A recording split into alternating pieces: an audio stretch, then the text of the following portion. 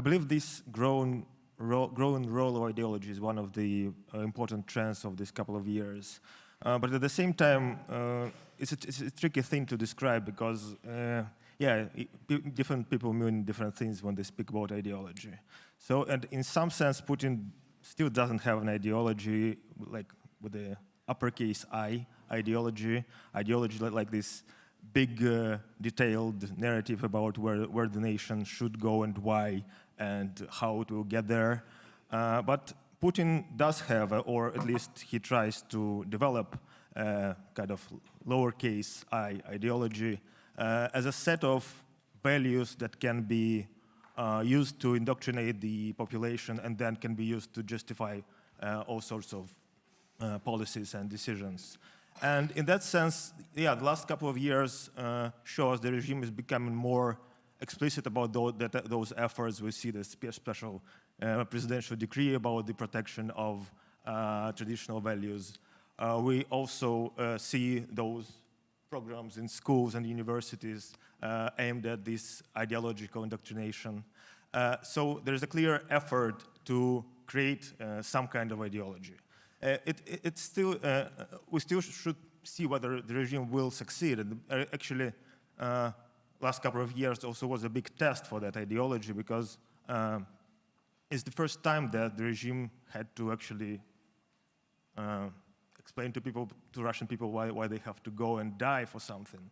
And you have to really have some good arguments in that kind of situation. And I believe what this situation showed is that there is a difference between having an ideology and relying on it. And it seems that the Kremlin still doesn't feel it can rely on that ideology. So, we can see that the way those narratives about demobilization are broadcasted, they show that it's usually some kind of combination of kind of these high ideals, traditional values, and all kinds of stuff, but it's also some necessary words about money and social benefits and other kind of compensation.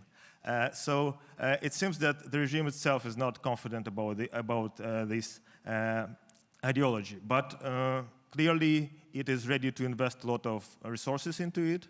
The educational courses, these patriotic upbringing courses is just one of the examples here.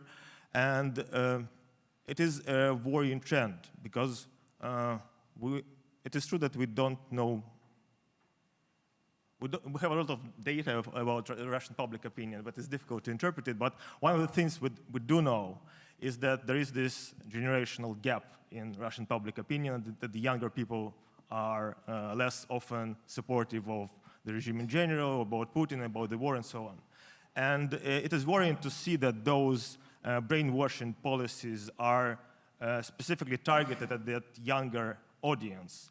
And so a big question, I think, it will define the Russian future in many ways, is whether the regime will be able to revert this trend with the generational gap, whether it will be able to effectively indoctrinate the youth into this ideology, whatever form it will have.